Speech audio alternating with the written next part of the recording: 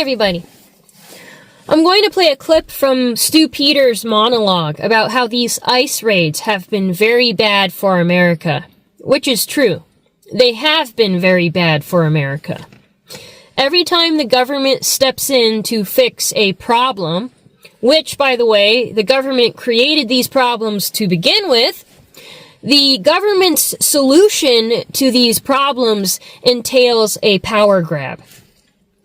So it's going to be rights violations and a loss of freedom for all of America. I'm guessing that this was the point that Stu Peters' guest, Gia Santos, was about to make, had Stu Peters even allowed her to make her points. But instead, she received a Stu Peters ambush. How you doing back there, girl? While Stu Peters agreed with Gia Santos about ICE, Stu Peters insisted that the only way to deal with illegal immigration was by having our own military invade our own country. As in, Stu was saying that the only way to deal with illegal immigration was by having the United States military invade the United States. Stu Peters insisted that this would not lead to a police state. I don't know about that, Stu. I think Stu ended up liking his guest, Gia Santos, because she just let him bulldoze all over her. My problem with this, though, is that Stu does not treat all his guests equally when it comes to this issue. For instance, just a couple days later, Stu Peters had E. Michael Jones on his show.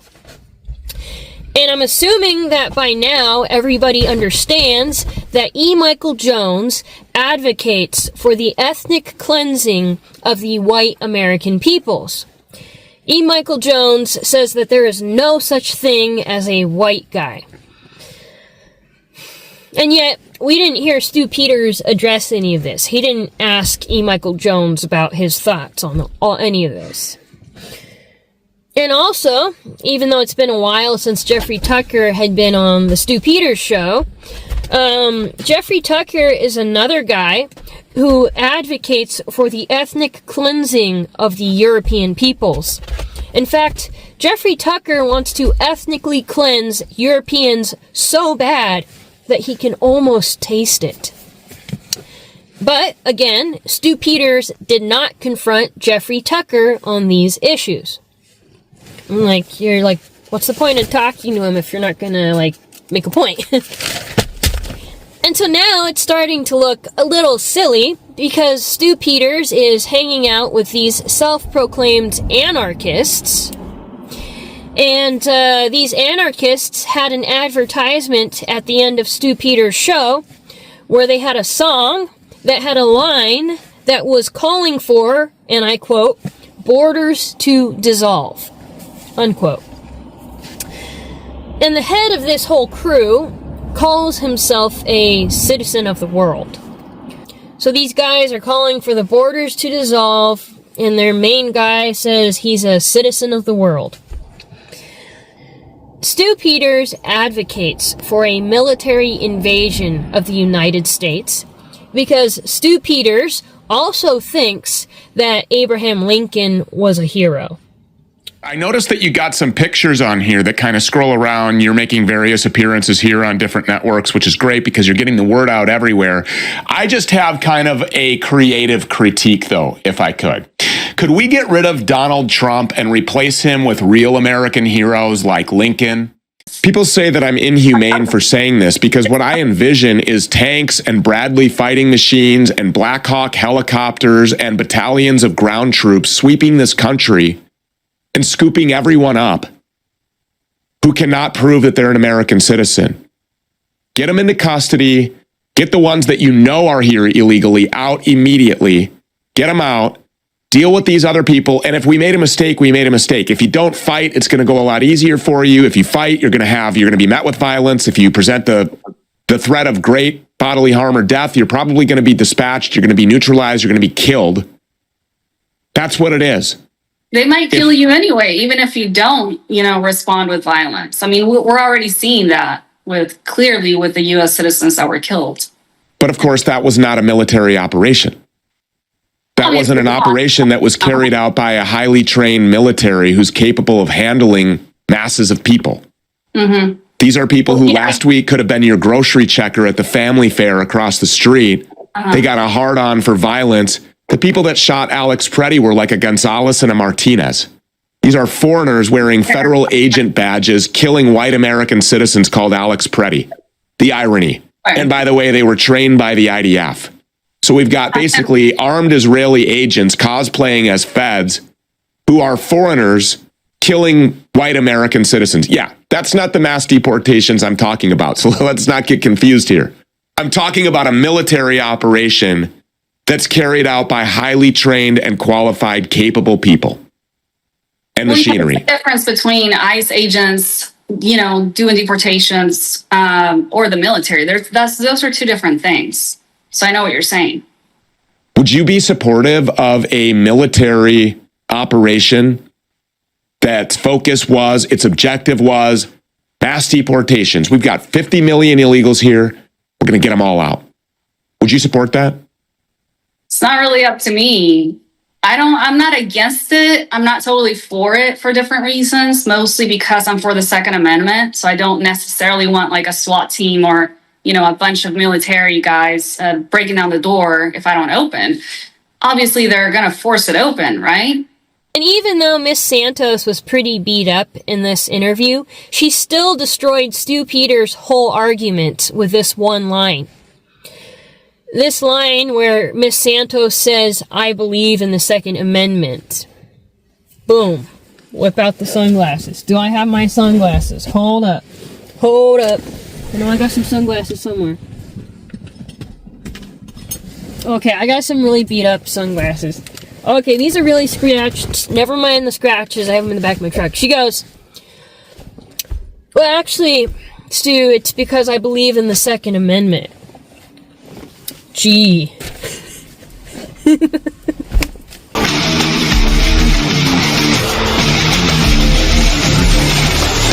was just over a year ago, January 20th, 2025, Donald Trump sworn in as the 47th President of the United States, and tens of millions of Americans believed that this country was finally on the verge of restoration.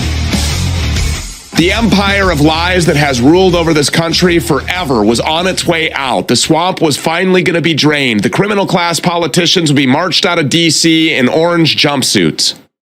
And that right alongside of them would be millions upon millions of illegal invaders. The American people were told all throughout the 2024 campaign season that if you would just get behind Trump, if you would just support him one more time, if he could defeat the machine, if he could rise against all odds, all the chips stacked against him, if he could be the hero and win, that the United States military and federal law enforcement agencies would immediately launch operations bigger than anything that the world has ever seen, specifically targeting illegal invaders to remove them from American soil. They truly believed that an Operation Modern Day Wetback in its modern form would soon come, and that before Trump left office, America would be restored to the white Christian nation that it was meant to be, thanks to the deportation of as many as 50 million illegal invaders, as well as the removal of foreign nationals legally in this country thanks to corrupt visa programs. Rapid mass deportations is what the people were promised and what the people expected. But that hasn't happened. Nothing even closely resembling that has happened. Throughout the entirety of 2025, the Trump administration deported less than 350,000 illegal aliens. And then they kicked off 2026 with these high-profile DHS operations in cities like Minneapolis right here that didn't lead to many deportations, but they did lead to the murder of 2 white American citizens. Throughout their time here, DHS and its foot soldiers from ICE and the Border Patrol have been more focused on combat with protesters sent out in the streets by politicians than they have been with deporting the people who have invaded our city and this country, who rob and who rape and who kill and who rip off American people on an industrial scale. They're not running mass deportations. They're installing a surveillance state with the help of Palantir and Meta and Axonius and all these other AI-driven surveillance corporations that are effectively arms of the Israeli government and that aim to create a world in which there is a facial recognition scanner device on every light pole. Every move you make, every word that you utter, even as a law-abiding American citizen, will be tracked and tabulated so that it can be added to your Palantir profile and eventually used against you. And thanks to the false promises of mass deportations and other Trump initiatives, the American people are walking right into it. If you sound the alarm, if you tell your Trump-supporting buddy that nothing is as it seems and that he's being lied to, he'll tell you that you're a libtard, that you're not backing the blue or something. You're not trusting the plan adequately.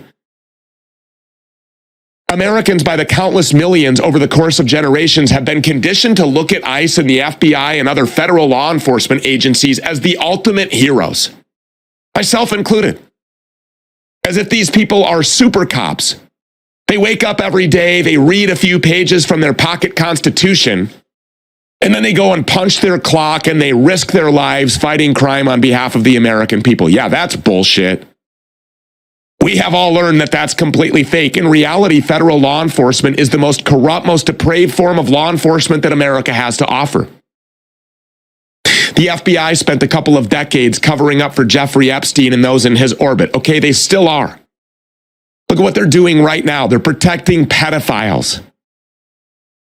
They're telling the American people that there are millions of pages from these Epstein files that we're just never going to be able to see. And that no matter what we find in the pages that they did release, nobody's guilty and there won't be any new charges. There's no evidence of any crimes here, really. There's no evidence. We have pictures of babies dismembered on a plate next to chicken prepared for barbecue. It's time for all of us to just accept the fact that Jeffrey Epstein killed himself and just move on. Okay, Goy? Well, we're not going to do that. No, we're not going to bend over the barrel for Israel and grovel to yet another political rug pull from these compromised perverts. Instead, what we're going to do is dig even deeper, do even more investigating, and we're going to learn everything that we can about every federal agency that we can, because these people have a whole lot to hide.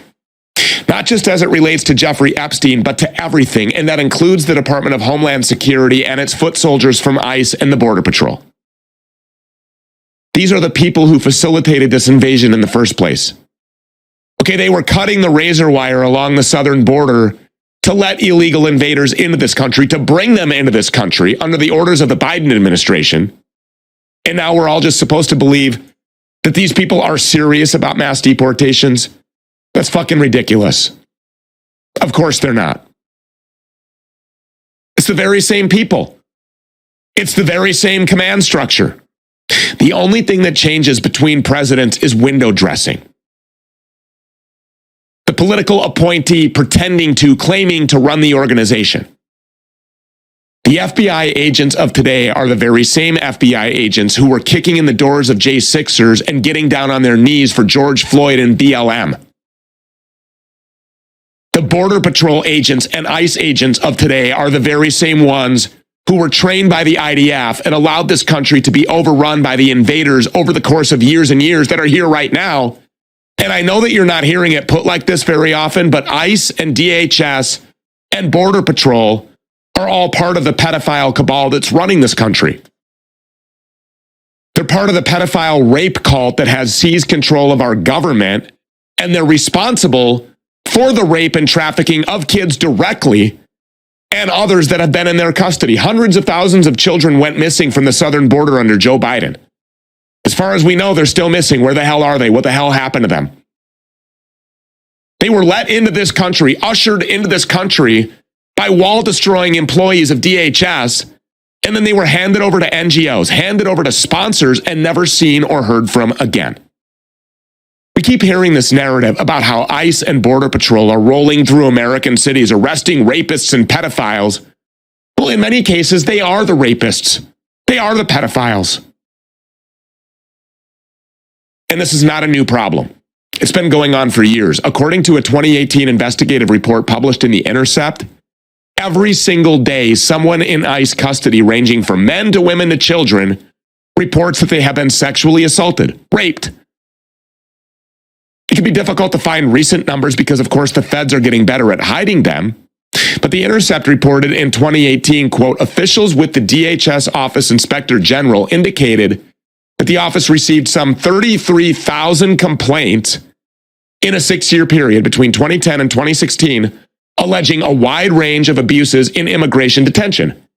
The OIG provided records documenting investigations for just 2% of the complaints that it shared with The Intercept, but the sheer number of complaints, despite serious obstacles in the path of those filing them, as well as the patterns that they reveal about the mistreatment in these facilities nationwide, suggests that sexual assault and harassment in immigration detention are not only widespread, but systemic, and enabled by an agency that regularly fails to hold itself accountable. End quote. So specific examples that were mentioned in the wider report include a Bahamian man who, while in ICE custody, was threatened with deportation to Haiti if he didn't give this ICE agent a blowjob. And a woman who, while in the custody of Border Patrol, was set free after having oral sex with a Border Patrol agent. These people are perverts. No different than the politicians that they report to. And they're trading coerced sex with illegals in exchange for entry to the United States. They're fucking disgusting. And don't make the mistake of latching onto the fact that that report was published in 2018 and pretend like this shit isn't happening anymore, because it is. According to a more recent report, and again, they're getting harder and harder to find, dozens of illegals and other foreign nationals being detained at Fort Bliss say that they have been sexually assaulted or otherwise abused by ICE and Border Patrol officers, including one young man who says that he had his testicles crushed. And these stories don't get enough airtime, of course, naturally, because illegals are an unsympathetic group of people. What we're seeing here isn't some kind of a mass deportation operation. What we're seeing is a government run and staffed by perverts and pedophiles who weaponize themselves and weaponize their government authority against anyone that they can get their hands on.